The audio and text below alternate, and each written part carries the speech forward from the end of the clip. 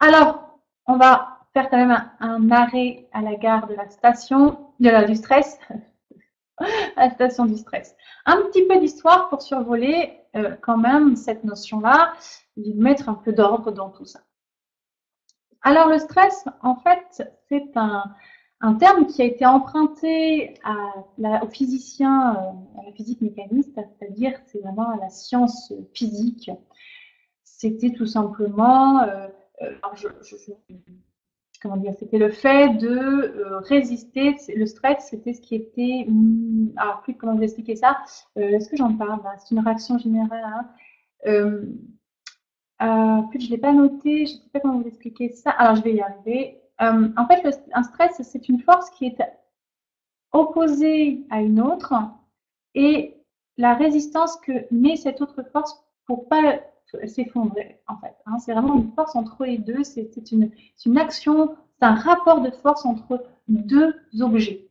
Donc là, en fait, en l'occurrence, c'était le stress, c'était mis sur un ressort. C'était quelle force, quel stress il fallait mettre sur le ressort pour pouvoir le détendre et ou pouvoir le comprimer, au contraire. Et donc, voilà, c'était vraiment le rapport entre ce ressort et la force qu'on opposait à ce ressort. C'était ça le stress à l'origine.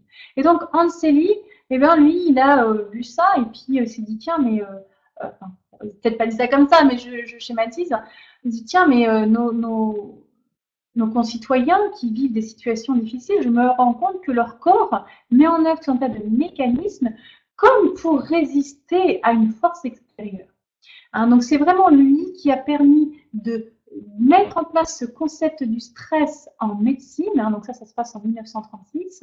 Et puis, il va avoir développé vraiment ce concept-là. Il a démontré l'impact que cette résistance, ce stress a sur la santé. Donc ça, c'est depuis les années 20, donc vous voyez, c'est pas tout nouveau.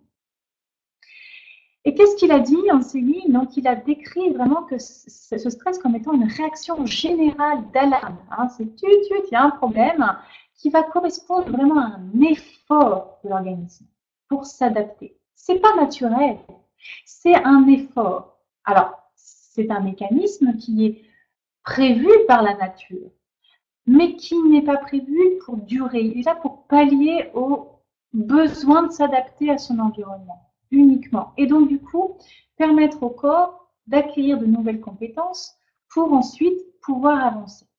Ça sert à ça, un stress. Ça sert à stimuler l'organisme, à stimuler l'individu pour qu'il trouve des solutions afin de ne plus être soumis à ce stress et que les choses deviennent plus fluides. Et donc, vraiment, voilà, oui, vous l'avez mis quand même, c'est vraiment le stress, l'interaction entre une force et la résistance de l'organisme à cette force. Et ça forme un complexe qu'on appelle le complexe agression-réaction. Et c'est même lui, alors vous avez peut-être entendu parler du syndrome général d'adaptation, donc c'est tout le processus que le corps va mettre en place pour se mettre en état de résistance. Donc il y a tout un enchaînement physiologique de mécanismes physiologiques qui se mettent en place, qu'on appelle le syndrome général d'adaptation, qui a été décrit par Anseli, justement, un petit peu plus tard, en 1948. Ce qui nous a permis, en fait, de comprendre comment un état de résistance se met en place dans un corps, parce que parfois, le corps, en fait, va être tellement soumis à ce stress pendant tellement longtemps qu'il va prendre pour habitude ce syndrome général d'adaptation et va induire des effets délétères sur le corps. Alors, le fait que Anseli ait pu décrire ce qui se passait, ben, ça nous permet de détricoter tout ça. Hein. Donc, c'est vraiment un cadeau qu'il a fait à l'humanité lorsqu'il a pu découvrir tout ça et surtout le codifier en quelque sorte. Alors, ce syndrome général d'adaptation, c'est donc une réponse à l'organisme qui a pour but d'amener l'individu à se mobiliser, à faire quelque chose, à réagir. Ça lui permet de se mettre dans un état où il va combattre, où il va se défendre, où il va s'enfuir, bref, mais il va faire quelque chose pour résoudre ce problème, pour ne plus être exposé à ce stress, à cette situation d'opposition, à cette force qui le contraint.